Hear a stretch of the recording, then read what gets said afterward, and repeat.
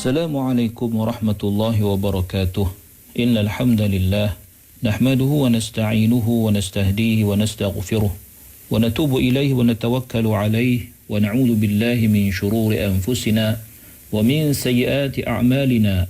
Man yahdihillahu fahuwal muhtadi wa man yudlil falan tajida lahu waliyyan murshida. Ashhadu an la ilaha illallah wahdahu la syarika lah wa anna sayyidana Muhammadan abduhu wa rasuluh wa safiyyuhu min khalqihi wa habibuh ballagha ar-risalah wa adda al-amanah wa nasaha al-ummah wa kashafa al-ghummah wa jahada fillahi haqqa jihadihi hatta atahu al-yaqin. Allahumma salli ala sayyidina Muhammad wa ala alihi wa sahbihi wa barik wa sallim, amma ba'd. Muslimin muslimat, sahabat pendengar IKIM yang dirahmati Allah Subhanahu wa taala. Marilah sama-sama kita mulakan pagi kita dengan memanjatkan kesyukuran kehadrat Allah Subhanahu wa taala di atas segala nikmat yang Allah taala kurniakan kepada kita, terutamanya nikmat iman dan Islam.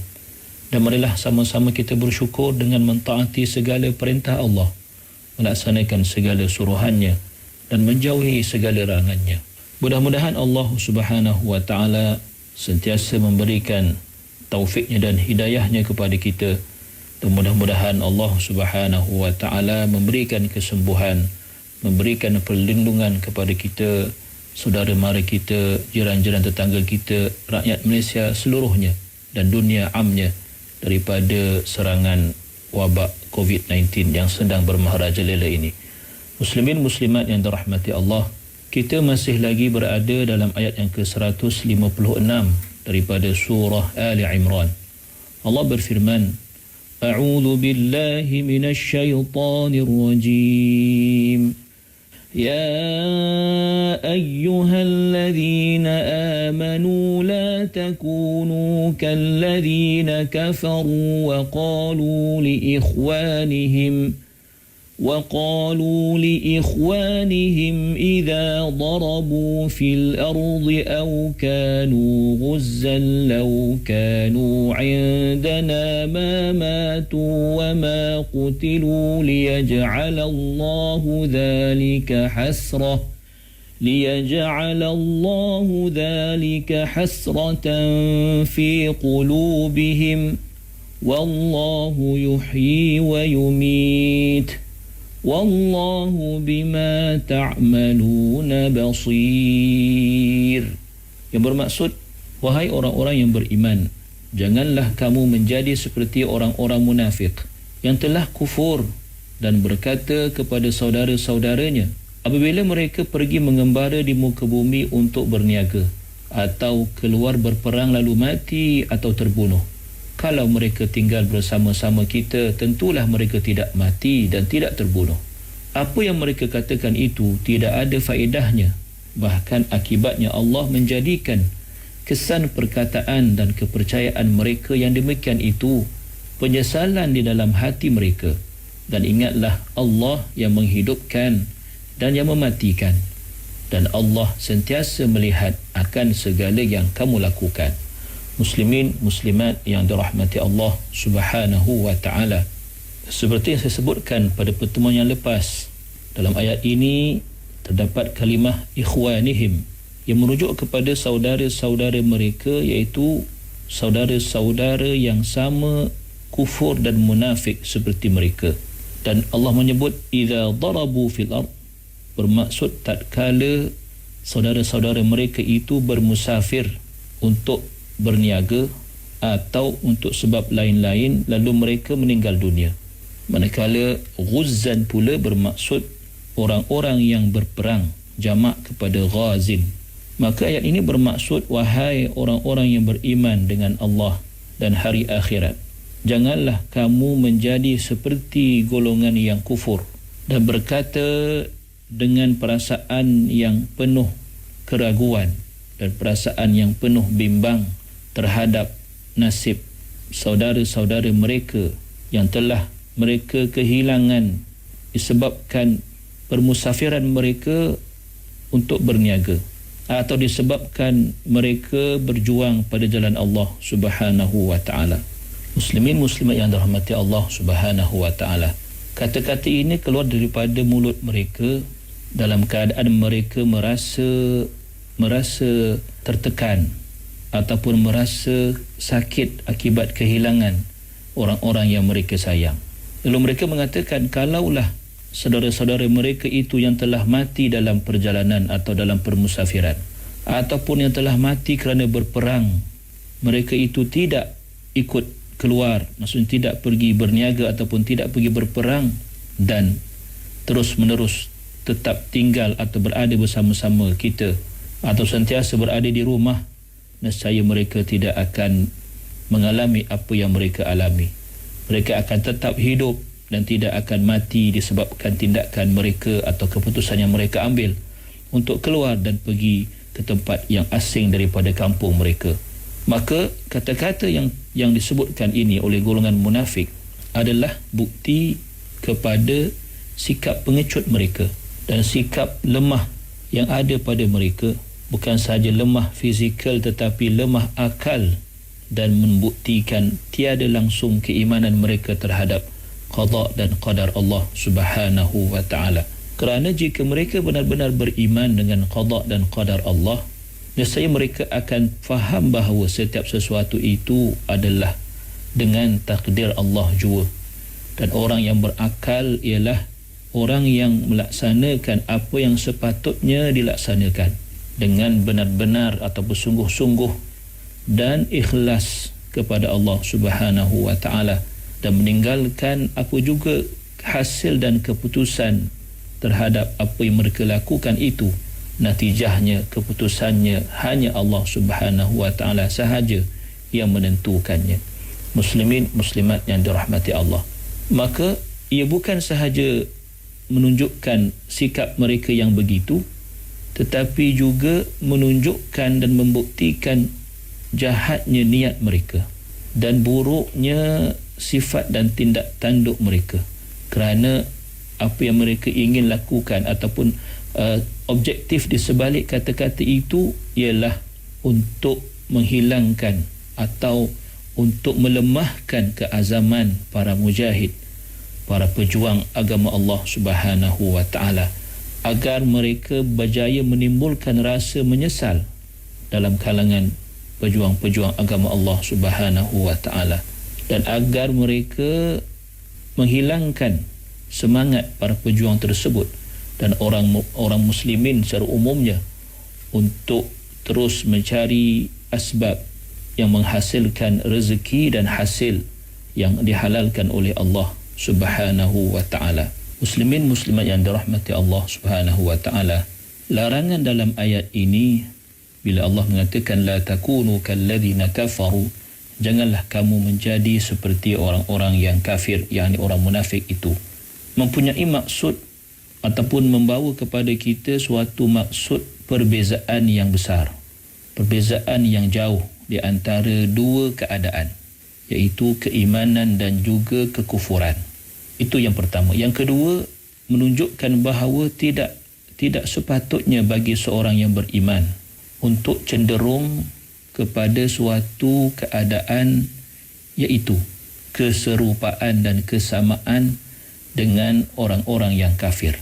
Yakni setelah Allah Subhanahu wa taala meningkatkan atau meninggikan kedudukan kita dengan iman, maka tidak sewajarnya kita bersikap, berpegang, berpendirian seperti mana orang-orang yang kafir. Jika kita lihat dalam frasa ini, Allah menyatakan idza darabu fil ard aw kanu ghuzzan.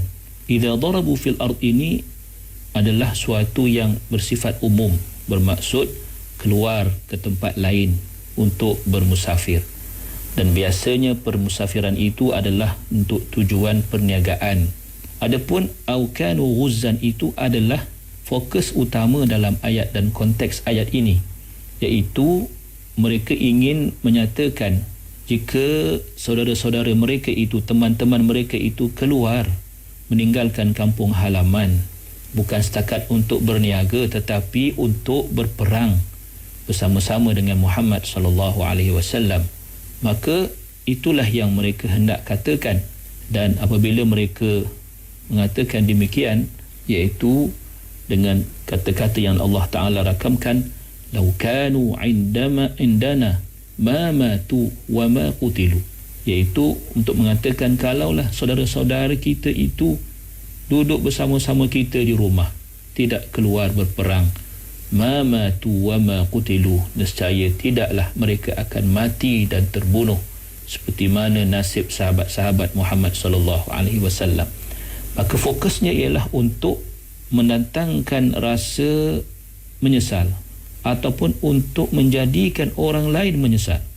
Kerana itu, selepas itu Allah menerangkan apa yang berlaku ataupun apakah rentetan daripada kata-kata mereka itu, liyaj'alallahu dzalika hasratan fi qulubihim. Muslimin muslimat yang dirahmati Allah Subhanahu wa taala, kalimah hasrah diterjemahkan sebagai penyesalan. Al-hasrah adalah penyesalan yang disebabkan kehilangan sesuatu ataupun terlepas daripada sesuatu.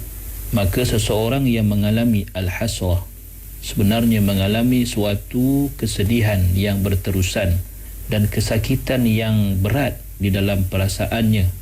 Lalu bila Allah menyebutkan dalam ayat ini, liyaj'alallahu dzalika hasratan fi qulubihim, bermaksud akibat daripada kata-kata mereka itu, iaitu mereka mengatakan ataupun menyebut perkara-perkara tadi yang mereka sangkakan ia akan membawa kepada manfaat kepada mereka, iaitu kepada golongan munafik, dan mendatangkan mudarat kepada orang-orang yang beriman.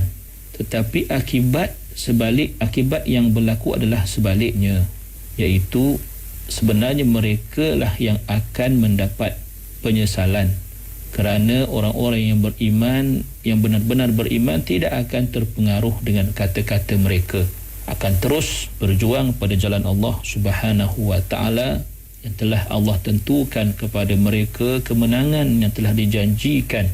Maka yang akan bertambah pada golongan kafir dan munafik itu ialah penyesalan di atas penyesalan. Dan apabila Allah menyebut hasratan fi qulubihim, bermaksud bahawa penyesalan itu tidak akan berlaku melainkan di dalam hati-hati mereka.